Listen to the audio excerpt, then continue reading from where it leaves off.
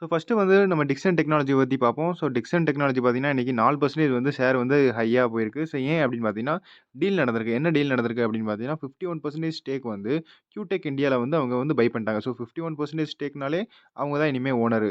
Dixon technology தான். So Qtech இந்தியாவோட owner பார்த்தீங்கன்னா, 51% Dixon technology. So Dixon technology என்ன பண்ணுது அப்படின்னு பார்த்தீங்கன்னா, இவங்களோட பிராண்டு. அதாவது இவங்களோட லோகோ அது. ஸோ என்ன பண்ணுது அப்படின்னு பார்த்தீங்கன்னா, manufacture of television, washing machine, smart phone, LED bulb, அப்புறம் battens, downlighters, CCTV security system. எந்த கம்பெனிக்கெல்லாம் அப்படின்னு பார்த்தீங்கன்னா, Samsung, Xiaomi, Panasonic, Philips இந்த மாரி கம்பெனிக்கெல்லாம் அவங்க வந்து இவ்வளோ ப்ராடக்ட்ஸ வந்து அவங்க மேனுஃபேக்சர் பண்ணி அப்புறம் விக்கிறாங்க. ஸோ இதான் அவங்களோட பிசினஸ். ஸோ என்ன பண்ணியிருக்காங்க அப்படின்னு பாருங்க. ஸோ இப்போ வந்து கியூடெக் இந்தியா வந்து 51% வந்து ஸ்டேக் வந்து பை பண்ணியிருக்காங்க. ஸோ இனிமே இவங்க தான் ஓனரு. மீதி 49% வந்து கியூடெக் இந்தியாட்ட இருக்கும். பட் 51% இவங்க தான் ஓனர் அப்படின்னு என்ன அப்படின்னு பார்த்தீங்கன்னா, டிசிஷன்லாம் இவங்க தான் எடுப்பாங்க. ஸோ கம்பெனி என்ன செய்யணும், எது செய்யணும் அப்படிங்கிற டிசிஷன்ங்கிறது பார்த்தீங்கன்னா, டிக்சன் டெக்னாலஜி தான் எடுப்பாங்க. ஸோ இதான் அந்த நியூஸு. ஸோ அதே மாரி இன்னொரு நியூஸ் என்ன வந்திருக்கு அப்படின்னு பார்த்தீங்கன்னா, ஜாயிண்ட் வென்ச்சர் வித் ஜாங்கிங் யூஹாய் அப்படின்னு ஒரு சைனீஸ் கம்பெனி இருக்கு. ஸோ அவங்க கூட ஜாயிண்ட் வென்ச்சர் வச்சிருக்காங்க. ஸோ ஜாயிண்ட் வென்ச்சரோட பெர்சன்டேஜ் எவ்வளோ அப்படின்னு பார்த்தீங்கன்னா, 74% வந்து டிக்சன்ட்ட இருக்கும். மீதி பெர்சன்டேஜ் அதாவது 24% பார்த்தீங்கன்னா, அந்த சாங்கிங் யூஐ கிட்ட இருக்கும். ஸோ ஜாயிண்ட் வென்ச்சர்னா என்ன அப்படின்னு பார்த்தீங்கன்னா, ஸோ ஜாயிண்ட் வென்ச்சர்னா ஒண்ணுமே இல்ல. ஸோ டிக்சன் டெக் ஒரு கம்பெனி இருக்கு. அப்புறம் அந்த சைனீஸ் கம்பெனி ஒண்ணு இருக்கு. ஸோ இவங்க 2 பேரும் என்ன செய்வாங்கன்னா, ஒரு அக்ரீமெண்ட் மாரி வச்சிருப்பாங்க. ஸோ ஏன் நம்ம 2 பேரும் சேர்ந்து ஒரு ப்ராடக்ட்ஸ் உருவாக்குவோம். அந்த ப்ராடக்ட்ஸ்ல என்ன சேல்ஸ் ஆகுதோ, ப்ராஃபிட் ஆகுதோ, ஸோ அதில 74% வந்து டிக்சன் எடுத்துக்கிறோம். அதேமாரி 24% வந்து அந்த சைனீஸ் கம்பெனி எடுத்துக்கிறோம். ஸோ இதான் ஜாயிண்ட் வென்ச்சர் அப்டின்னுவாங்க. ஸோ அதே மாரி ஜாயிண்ட் வென்ச்சரோட ப்ராஃபிட் வந்து 74% இவங்க எடுத்துக்குருவாங்க. 24% வந்து சைனீஸ் கம்பெனி எடுத்துக்குவாங்க. பட் நீங்க இன்வெஸ்ட்மென்ட்டும் போடணும். ஸோ 74% 76% அமௌண்ட்டு அந்த ஜாயிண்ட் வென்ச்சர்ல இந்த அக்ரீமெண்ட்ல வந்து டிக்சன் டெக்னாலஜி போடுவாங்க. அப்புறம் சைனீஸ் கம்பெனி பார்த்தீங்கன்னா, 24% போடுவாங்க. ஸோ எவ்வளோ அமௌண்ட் நீங்க போடுறீங்களோ, அந்த அமௌண்ட்டுக்கு ஏத்த மாரி உங்களுக்கு ப்ராஃபிட் கிடைக்கும். டிக்சன் டெக்னாலஜி நெறைய அமௌண்ட் போடுறாங்க. அதனால அவங்க நெறைய ப்ராஃபிட் எடுத்துக்கிறாங்க. ஸோ என்ன டீல் நடந்திருக்கு அப்படின்னு பார்த்தீங்கன்னா, ஸோ இங்க கியூடெக் மைக்ரோ எலக்ட்ரானிக்ஸ் அப்படிங்கிறது அது. இதுவும் சைனீஸ் கம்பெனி தான் கியூடெக் இந்தியாங்கிறது. ஸோ இவங்க என்ன செய்றாங்க அப்படின்னு பார்த்தீங்கன்னா, இதனால டிக்சனுக்கு என்ன அக்சஸ் கிடைக்கும் அப்படின்னா, கேமரா ஃபிங்கர் பிரிண்ட் மாடல் டெக்னாலஜிக்கு அக்சஸ் கிடைக்கும். ஸோ இவங்க ஏற்கனவே வந்து smartphone, washing machine, TV இந்த மாரி செக்மெண்ட்ல இருக்காங்க. ஸோ இவங்களுக்கு ஒரு எக்ஸ்ட்ரா அக்சஸ் அதாவது ப்ளஸ் பாயிண்ட் என்ன அப்படின்னு பார்த்தீங்கன்னா, கேமராலயும் அப்புறம் ஃபிங்கர் பிரிண்ட் மாடல் டெக்னாலஜி இவங்களுக்கு கிடைக்கும். ஸோ அதனால பார்த்தீங்கன்னா, கிட்டத்தட்ட 4% வந்து இன்னைக்கு இன்கிரீஸ் ஆச்சு. ஸோ இவங்களோட ஷேர் பிரைஸ் பார்த்துக்கோங்க 16,428. ஸோ அடுத்து அதே மாரி இவங்களுக்குள்ள என்ன டீல் நடந்திருக்கு அப்படின்னு பார்த்தீங்கன்னா, precision mechanical and metal parts for laptops, mobiles and IoT. அப்புறம் ஆட்டோமோட்டிவ் செக்டார்ஸ். அதாவது ஆட்டோமோட்டிவ்ல நீங்க அந்த நெறைய ஸ்க்ரீன்லாம் பார்த்துருப்பீங்க.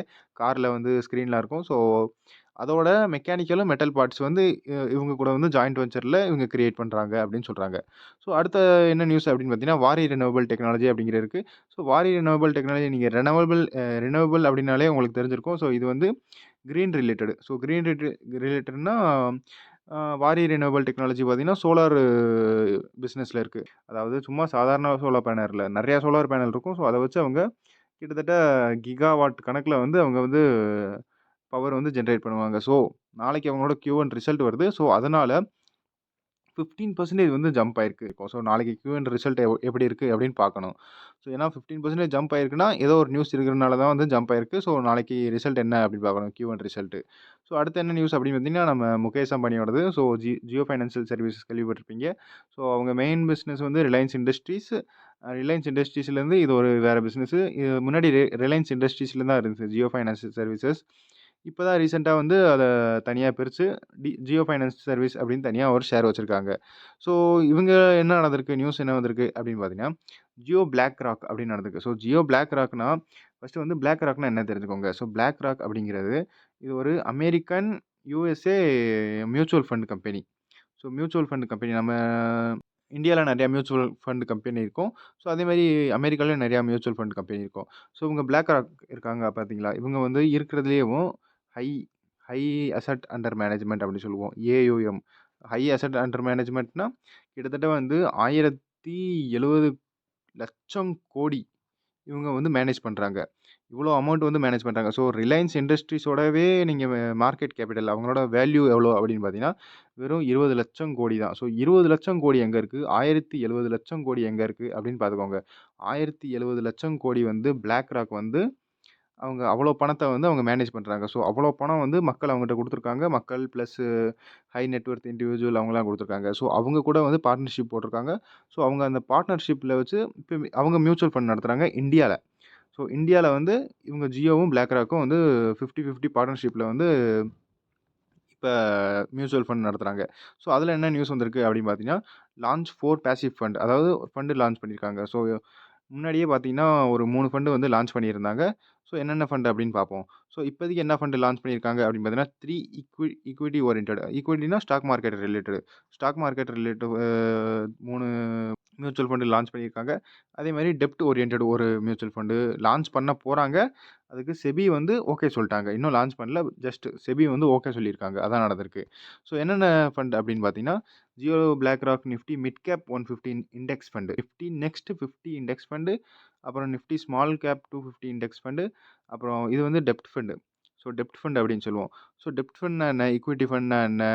அப்புறம் மணி மார்க்கெட்டு இதெல்லாம் என்ன அப்படின்னு ஒரு தனி வீடியோல கவர் பண்ணுவோம். ஸோ அத அத அப்புறமேல் பார்ப்போம். ஸோ இது வந்து என்ன செய்யும் அப்படின்னு பார்த்தீங்கன்னா, மிரர் த பெர்ஃபார்மன்ஸ். அதாவது இண்டெக்ஸ் இருக்கு பார்த்தீங்களா? Mid cap 150 index. ஸோ அது எவ்வளோ இன்க்ரீஸ் ஆகுமோ, ஸோ அவங்களோட மியூச்சுவல் ஃபண்டும் அவ்வளோ இன்க்ரீஸ் ஆகும். ஸோ அதான் மிரர் அப்படின்னு சொல்றாங்க. ஸோ அடுத்து பார்த்தீங்கன்னா, டெப்ட் ஃபண்ட். இது வந்து முன்னாடி நடந்தது. அதாவது முன்னாடி அவங்க வந்து கிரியேட் பண்ணது. ஸோ எவ்வளோ கிரியேட் பண்ணியிருக்காங்க அப்படின்னு பார்த்தீங்கன்னா, 500 மினிமம் இன்வெஸ்ட்மெண்ட்ட வச்சு அவங்க ஸ்டார்ட் பண்ணியிருக்காங்க. ஸோ என்னென்ன அப்படின்னு இதுவும் இந்த 3மேவும் டெப்ட் ஃபண்ட் தான். So Jio BlackRock overnight fund, அப்புறம் ஜியோ BlackRock லிக்விட் ஃபண்டு, அப்புறம் Jio BlackRock money market fund. So இது 3மே டெப்ட் ரிலேட்டட் ஃபண்டு. அது வந்து ஈக்விட்டி ரிலேட்டட் ஃபண்டு. அதில 1 மட்டும் டெப்ட் ரிலேட்டட். அப்போ மொத்தம் வந்து 4 டெப்ட் ரிலேட்டட் ஃபண்ட் வந்து லான்ச் 3 பண்ணியிருக்காங்க. 1 பண்ண போறாங்க இனிமே. அப்புறம் 3 வந்து ஈக்விட்டில லான்ச் பண்ண போறாங்க. ஸோ அடுத்து பார்த்தீங்கன்னா, ஜிஎஸ்டிலேருந்து ஒரு நியூஸ் வந்திருக்கு. ஸோ என்ன நியூஸ் வந்திருக்கு அப்படின்னு பார்த்தீங்கன்னா, ஸோ அதுக்கு முன்னாடி வந்து இது ரிப்போர்ட் வழியா வந்திருக்கு. ஸோ ரிப்போர்ட்னா என்ன அப்படின்னு பார்த்தீங்கன்னா, மேபி கன்ஃபார்ம் ஆகலாம், கன்ஃபார்ம் ஆகாமலும் இருக்கலாம். ஸோ அதான் ரிப்போர்ட் அப்படின்னு சொல்லுவோம். ஸோ என்ன நியூஸ் வந்திருக்கு அப்படின்னு பார்த்தீங்கன்னா, இது வந்து நானு ஷார்ட்ஸ்லயும் கவர் பண்ணியிருப்பேன். நீங்க பார்த்துருப்பீங்க. ஸோ ஷார்ட்ஸ்ல கவர் பண்ணியிருப்பேன். நீங்க பார்க்கலைன்னா பார்த்துக்கோங்க. ஸோ ஜஸ்ட் என்ன நியூஸ் அப்படின்னு பார்த்தீங்கன்னா, சென்ட்ரல் கவர்மெண்ட் வந்து ரிப்போர்ட்டட்லினா பார்த்துக்கோங்க. கன்ஃபார்ம் ஆனாலும் ஆகும், ஆகாம இருக்கலாம் ஆகும். So reduce GST on tractors and agricultural machinery அப்படின்னு சொல்றாங்க. ஸோ 12%லேருந்து 5% வந்து குறைக்கலாம் ஜிஎஸ்டிய அப்படின்னு சொல்றாங்க. எதுல? டிராக்டர்ஸ்லயும், அப்புறம் ஃபார்ம் எக்யூப்மெண்ட்லயும். ஸோ அடுத்து பார்த்தீங்கன்னா, ஆர்பிஎல் பேங்க்லேருந்து நியூஸ் வந்திருக்கு. ஸோ என்ன நியூஸ் வந்திருக்கு அப்படின்னு பாருங்க. ஸோ நியூஸ் வந்து ஆர்பிஎல் பேங்க் வந்து Q1ஓட ஷேர் ஹோல்டிங் பேட்டர்ன் வந்து ரிலீஸ் பண்ணியிருக்காங்க. ஜூன் 2025 கழிச்சு. ஸோ Q1 கழிச்சு எப்பயுமே ஒவ்வொரு குவார்ட்டரும் வந்து ஷேர் ஹோல்டிங் பேட்டர்ன் வந்து ரிலீஸ் ஆகும். ஸோ யார் வந்து எவ்வளோ ஸ்டேக் வச்சிருக்கா, எவ்வளோ பெர்சன்டேஜ் ஸ்டேக் வச்சிருக்கா அப்படின்னு. ஸோ டிஐ பார்த்தீங்கன்னா, டிஐனா டொமஸ்டிக் இன்ஸ்டிடியூஷனல் இன்வெஸ்ட்மெண்ட். நம்ம இந்தியன் இன்வெஸ்டர்லாம் எவ்வளோ இன்வெஸ்ட் பண்ணியிருக்காங்க அப்படின்னு ஒரு டேட்டா வரும். ஸோ மேக்ஸிமம் டிஐல பார்த்தீங்கன்னா, மியூச்சுவல் ஃபண்டு தான் இருப்பாங்க. ஸோ மியூச்சுவல் ஃபண்டு பார்த்தீங்கன்னா, 21.7% வந்து முன்னாடி ஆர்பிஎல் பேங்க்ல வந்து ஹோல்டு பண்ணியிருந்தாங்க. ஸோ இப்போ வந்து 34% ஹோல்டு பண்றாங்க. ஸோ அதேமாரி எஃப்ஐஐ அப்படின்னு பார்த்தீங்கன்னா, இவங்க வந்து foreign investors. So foreign investor பார்த்தீங்கன்னா, 14.43 முன்னாடி வச்சிருந்தாங்க. ஸோ இப்போ வந்து 17.56 வச்சிருக்காங்க. ஸோ முன்னாடி அப்படின்னு சொல்லிச்சு. முன்னாடி எப்ப அப்படின்னு பார்த்தீங்கன்னா, மார்ச் எண்டிங்ல. ஸோ மார்ச் எண்டிங்கோட டேட்டா தான் இது. ஸோ இது பார்த்தீங்கன்னா, ஜூன் எண்டிங்கோட டேட்டா. ஸோ இவ்வளோ வந்து இப்போ ஹோல்ட் பண்றாங்க. ஸோ ரீட்டெயில் பார்த்தீங்கன்னா, 63.9 இருந்துச்சு. ஸோ 47க்கு வந்திருக்காங்க. ஸோ அடுத்து பார்த்தீங்கன்னா, என்டிபிசி கிரீன்லேருந்து ஒரு நியூஸ் வந்திருக்கு. என்ன நியூஸ் வந்திருக்கு அப்படின்னு பார்த்தீங்கன்னா, கவர்மெண்ட் என்டிபிசி கிரீன்னாலே உங்களுக்கு தெரிஞ்சிருக்கும். ஸோ என்டிபிசியோட ஒரு சில்ட்ரன் அப்படின்னு சொல்லுவோம். சப்சிடியரி அப்படின்னு சொல்லுவோம். ஸோ அதான் நம்ம சில்ட்ரன் அப்படின்னு சொல்லிக்கிறது. ஸோ சப்சிடியரியில என்டிபிசி கிரீன் எனர்ஜி இருக்கு. இப்போ வந்து அத தனியா பிரிச்சுட்டாங்க. அதாவது இப்போ என்டிபிசி கிரீன் எனர்ஜின்னு ஒரு தனியா ஷேர் இருக்கு. நீங்க பார்த்துருப்பீங்க. ஸோ அதில என்ன நியூஸ் வந்திருக்கு அப்படின்னு பார்த்தீங்கன்னா, 20,000 crore வந்து இப்போ இன்வெஸ்ட் பண்ண போறாங்க. யாரு அப்படின்னு பார்த்தீங்கன்னா, கவர்மெண்ட். ஏன்னா கவர்மெண்ட்டோட கம்பெனி தான். ஸோ கவர்மெண்ட் தான் இன்வெஸ்ட் பண்ணும். ஸோ முன்னாடி எவ்வளோ பிளான் போட்டிருந்தாங்க அப்படின்னு பார்த்தீங்கன்னா, 7,500 crore வந்து பிளான் போட்டிருந்தாங்க. ஸோ இப்போ அத இன்க்ரீஸ் பண்ணி 20,000 crore மாத்திட்டாங்க. ஸோ 20,000 crore வந்து இனிமே இன்வெஸ்ட் பண்ண போறாங்க. ஸோ அதனால என்ன ஆகும் அப்படின்னு பார்த்தீங்கன்னா, என்டிபிசி வந்து இப்போ ரெனவபிள் கெப்பாசிட்டிய வந்து கூட்ட முடியும். 260 கிகாவாட் கூட்ட முடியும். பை 2032 அப்படின்னு சொல்றாங்க. ஸோ 2032ல 6 கிகாவாட்லேருந்து இப்போ 6 கிகாவாட்ல வந்து ரன் ஆகிக்கிட்டு இருக்கு. ஸோ 6 கிகாவாட்ல இருந்து ஒரு 7 இயர்ஸ்ல பார்த்தீங்கன்னா, 60 கிகாவாட் முடிய போயிரும் அப்படின்னு சொல்றாங்க. ஸோ இப்போதைக்கு என்டிபிசி கிரீன் வந்து 6 கிகாவாட் ரன் ஆகுது. ப்ளஸ் 50 கிகாவாட் பார்த்தீங்கன்னா, என்டிபிசி கோல்லேருந்து கிரியேட் பண்ணுது. ஸோ 50 கோல்லேருந்து கிரியேட் பண்ணுதுன்னா, அவங்க ஃபுல்லா இப்போதைக்கு என்டிபிசி ரினவபிள்லேயே இப்போ ஃபோக்கஸ் பண்றாங்க. ஸோ அதனால 60 கிகாவாட் வந்து 7 இயர்ஸ்ல எப்படியாவது கொண்டு வந்துரணும் அப்படிங்கிற பிளான் தான் அது. ஸோ அதனால 20,000 crore வந்து இன்வெஸ்ட் பண்றாங்க கவர்மெண்ட்டு.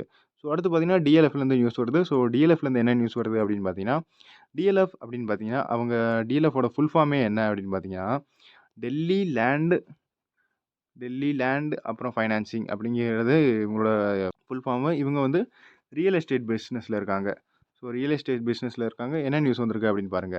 ஸோ டிஎல்எஃப் வந்து என்ன செய்ய போறாங்க அப்படின்னு பார்த்தீங்கன்னா, ஃபர்ஸ்ட் லக்ஸுரி ரெசிடென்ஷியல் ப்ராஜெக்ட் இன் மும்பை. ஃபர்ஸ்ட் டைம் வந்து இப்போ மும்பையில் வந்து கால் வைக்கிறாங்க.